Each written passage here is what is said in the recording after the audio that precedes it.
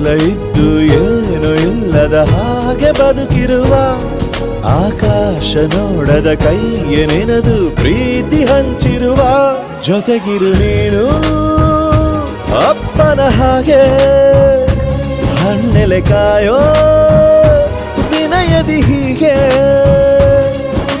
ನಿನ್ನನು ಪಡೆದ ನಾವು ಪುನೀತ ಬಾಳು ನಗು ನಗುತ್ತಾ ಬೊಂಬೆ ಹೇಳುತ್ತೈತೆ ಮತ್ತೆ ಹೇಳುತ್ತೈತೆ ನೀನೇ ರಾಜಕುಮಾರ.